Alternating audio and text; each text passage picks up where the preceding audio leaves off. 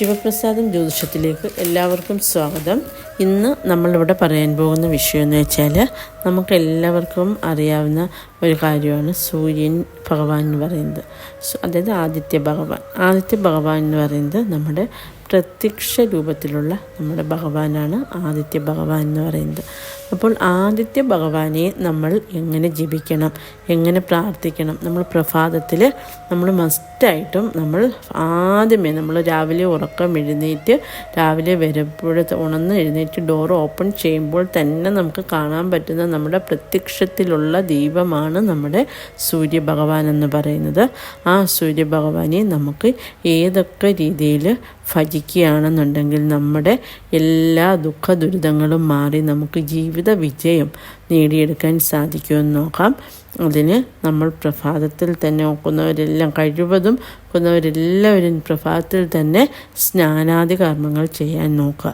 അതായത് രാവിലെ കുളിച്ച് വൃത്തിയായിട്ട് വന്നതിന് ശേഷം നമ്മൾ നമ്മുടെ പ്രത്യക്ഷ ദൈവമേ, അതായത് വിളക്ക് കത്തിക്കുന്നതിന് മുന്നേ തന്നെ, അതായത് പൂജാമുറിയിൽ കയറുന്നതിന് മുന്നേ തന്നെ നമ്മൾ കുളിച്ച് വന്ന് ഒക്കുന്നവർ ഈറനോടെ തന്നെ വന്ന് ഭഗവാന് ഒരു ചെമ്പ് പാത്രത്തിൽ, അതായത് ചെമ്പ് കിണ്ടിയൊക്കെ ഉണ്ടല്ലോ, അതിലായാലും മതി, ചെമ്പ് കിണ്ടിയിൽ വെള്ളമെടുത്ത് ഭഗവാന് ഒരു കിഴക്കോട്ട് ദർശനത്തിൽ നിന്നുകൊണ്ട് തന്നെ നമ്മൾ ഭഗവാന് അല്പം ജലം സമർപ്പിക്കുക. ജലം സമർപ്പിക്കുന്നത് മൂലം നമ്മുടെ എല്ലാ കഷ്ടപ്പാടുകളും നമ്മുടെ എല്ലാ ദുഃഖ ദുരിതങ്ങളും ഒക്കെ പ്രത്യക്ഷമൂർത്തിയായ ഭഗവാൻ നമുക്ക് മാറ്റിത്തരുന്നതായിരിക്കും. ഒപ്പം നമ്മൾ ഈ ഒരു മന്ത്രത്തോടെ ജപിക്കുക: ഓം സൂര്യദേവായ നമ, ഓം ഭാസ്കരായ നമ. അതൊക്കുന്നവർ അവിടെ നിന്നുകൊണ്ട് തന്നെ ഒരു 21 പ്രാവശ്യം ജപിക്കുകയാണെങ്കിൽ വളരെ ഉത്തമമായിരിക്കും. അത് അവിടെ നിന്നുകൊണ്ട് ഓം സൂര്യദേവായ നമ, ഓം ഭാസ്കരായ നമ എന്നങ്ങനെ ജപിക്കുക. അങ്ങനെ പ്രാർത്ഥിച്ച് ആ പ്രത്യക്ഷ ദൈവത്തെ പ്രാർത്ഥിച്ചതിന് ശേഷം വന്ന് വേണം നമ്മൾ വിളക്ക് നമ്മുടെ പൂജാമുറിയിൽ കത്തിക്കുവാൻ. കാര്യമെന്ന് വെച്ചാൽ അദ്ദേഹത്തിൻ്റെ അതായത് നമുക്ക് കിട്ടേണ്ട വൈറ്റമിൻ ഡിയും ഭഗവാനിൽ നിന്ന് തന്നെയാണ് നമുക്ക് കിട്ടുന്നത്, അല്ലേ? അപ്പം പ്രഭാതത്തിൽ ആ ഒരു സൂര്യ വെളിച്ചം നമ്മുടെ ബോഡിയിൽ അടിക്കുന്നത് മൂലം നമുക്ക് വളരെയധികം പോസിറ്റീവ് ഫലം, അതുമൂലം നമ്മുടെ ബോഡിയിൽ ഒരു വൈറ്റമിൻ ഡി ക്രിയേറ്റ് ചെയ്യുകയാണ് ചെയ്യുന്നത്. അപ്പോൾ തന്നെ നമുക്ക് ഹെൽത്ത് ഇഷ്യൂസ് ഒന്നും ഒരു അസുഖങ്ങളും വരില്ല, നല്ല പ്രതിരോധ ശേഷി ഉണ്ടാവുന്നതായിരിക്കും. അതുപോലെ തന്നെ ഇത് ചെയ്യുന്നതിലൂടെ നമ്മുടെ ജീവിതത്തിൽ നമ്മളെയൊക്കെ അലട്ടിക്കൊണ്ട് എന്തെങ്കിലും ഒരു പ്രശ്നം നമ്മളെ ഇങ്ങനെ ബാധിച്ചുകൊണ്ടേയിരിക്കും, എന്തൊക്കെ ഉണ്ടെന്ന് പറഞ്ഞാലും. അപ്പോൾ അങ്ങനെയൊക്കെ ഉള്ളവർക്ക് ആ പ്രശ്നങ്ങളെല്ലാം മാറി ഭഗവാന്റെ പ്രത്യക്ഷമൂർത്തിയായ ഭഗവാന്റെ ആ കാരുണ്യം നമ്മളിൽ ഉണ്ടാവാൻ ഇത് വളരെയധികം സഹായിക്കുന്നതായിരിക്കും. അതോടൊപ്പം തന്നെ നിങ്ങൾക്ക് ഒക്കുമെന്നുള്ളവർ അതിനുശേഷം നമ്മൾ പൂജാമുറിയിൽ പോവുക, പ്രാർത്ഥിച്ചിട്ട് വന്നതിന് ശേഷം നമുക്ക് ഒരു ഗ്ലാസ് വെള്ളം കുടിക്കാവുന്നതാണ്. തിളപ്പിച്ചാറിയ വെള്ളം കുടിക്കാവുന്നതാണ്.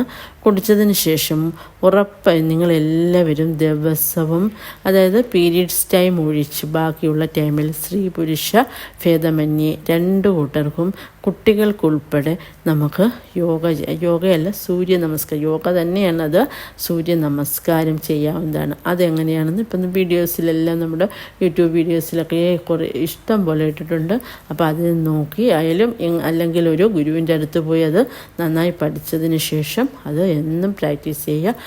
അതും ചെയ്യുന്നത് മൂലം സ്ത്രീകളിലായാലും പുരുഷന്മാരിലും ഉണ്ടാകുന്ന ഒട്ടുമിക്ക രോഗങ്ങൾക്കാണെങ്കിലും അതുപോലെ തന്നെ മാനസികമായ ഒരു സന്തോഷം നമുക്ക് അതുമൂലവും കൈവരുന്നതായിരിക്കും. സൂര്യ നമസ്കാരം എന്നും എല്ലാവരും ചെയ്യാൻ നോക്കുക. നമ്മുടെ ബോഡി ഫുൾ ആക്റ്റീവാക്കി മാറുക. ഫസ്റ്റിലേ നമ്മൾ സൂര്യ നമസ്കാരം വെളിയിൽ പോയി സൂര്യഭഗവാനെ നമസ്കരിക്കുക. അതിനുശേഷം അപ്പോൾ ആ സൂര്യ നമസ്കാരം ചെയ്യുമ്പോൾ ഫസ്റ്റിലെ നമ്മൾ റൈറ്റ് പാർട്ട് സ്റ്റാർട്ട് ചെയ്യുന്നു, അത് കഴിഞ്ഞിട്ടാണ് ലെഫ്റ്റ് പാർട്ടിൽ സ്റ്റാർട്ട്.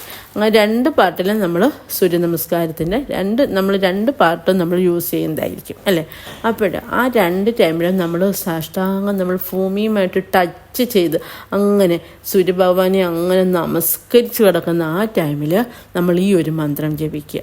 ഈ ഒരു മന്ത്രം, അതായത് ഈ ഒരു സൂര്യഗായത്രി മന്ത്രം ഭഗവാന്റെ ഈ മന്ത്രം ജപിക്കുന്നതിലൂടെ നമ്മുടെ മുജ്ജന്മ പാപങ്ങളെല്ലാം നശിച്ചു പോയി നമുക്ക് ഈ ജന്മത്തിൽ എന്തൊക്കെ സൗഭാഗ്യങ്ങൾ നമ്മളെ തേടിയിരിക്കുന്നുവോ അതെല്ലാം നമ്മളിൽ തന്നെ എത്തിച്ചേരുന്നതായിരിക്കും. അതായത് നമ്മൾ എന്തൊക്കെ നമുക്ക് അർഹതയുണ്ടോ, നമ്മൾ കിട്ടേണ്ടതായിട്ടുണ്ടോ അതെല്ലാം ഭഗവാൻ നമുക്ക് കൊണ്ടുതരും. അതുപോലെ നമുക്ക് മാനസികമായ സന്തോഷത്തോടു കൂടിയുള്ള ഒരു ജീവിതവും നയിക്കാൻ സാധിക്കും. അതിന് നമ്മൾ ഈ ഒരു മന്ത്രം ജപിക്കുക. അതായത് ആദ്യത്തെ മന്ത്രമാണ് ഓം ഫസ്റ്റിലെ ഓം സൂര്യദേവായ നമ, ഓം ഭാസ്കരായ നമ എന്ന് ജപിച്ചതിന് ശേഷം ഓം സന്താപനാശകരായ നമോ നമഃ, അന്ധകാരാന്തകരായ നമോ നമഃ, ചിന്താമണി ചിദാനന്ദായതേ നമഃ, നീഹാരനാശകരായ നമോ നമഃ, മോഹവിനാശകരായ നമോ നമഃ, ശാന്തായ രൗദ്രായ സൗമ്യായ ഘോരായ കാന്തിമതാം കാന്തിരൂപായതേ നമഃ, ദേവായ വിശ്വൈക സാക്ഷിണേതേ നമഃ, സത്വപ്രധാനായ തത്വായതേ നമഃ, സത്യസ്വരൂപായ നിത്യം നമോ നമഃ. അപ്പോൾ ഈ മന്ത്രം നമ്മൾ 2 ടൈമിലും നമ്മൾ സൂര്യ നമസ്കാരം ചെയ്യുമ്പോൾ ഒരു പ്രാവശ്യമായിട്ട് ചെയ്യത്തില്ല, 2 സൈഡിന് നമ്മുടെ ഇടത് ഭാഗത്തെയും വലത് ഭാഗത്തും കണക്കാക്കി നമ്മൾ ചെയ്യും. അപ്പോൾ ആ 2 ടൈമിലും നമ്മൾ സാഷ്ടാംഗം പ്രണമിച്ചങ്ങനെ കിടക്കും. ആ ടൈമിൽ വേണം ഇത് ജപിക്കാൻ. അപ്പോൾ 2 പ്രാവശ്യം നമ്മൾ ജപിക്കുക. അതുപോലെ കണ്ടിന്യൂസ് ചെയ്യുന്നവർ അതായത് ചിലർ 10 ടൈംസ് ഒക്കെ ചെയ്യും. അപ്പോൾ അങ്ങനെയുള്ളവർ അത്രയും ടൈം ഇത് ജപിക്കാൻ നോക്കുക. അത്രയും നമുക്ക് ഭഗവാന്റെ ആ കാരുണ്യം നമുക്ക് കിട്ടുന്നതായിരിക്കും. അപ്പം ഈ മന്ത്രം എല്ലാവരും ജപിക്കുക. എല്ലാവർക്കും എല്ലാ ഐശ്വര്യങ്ങളും ഉണ്ടാകട്ടെ.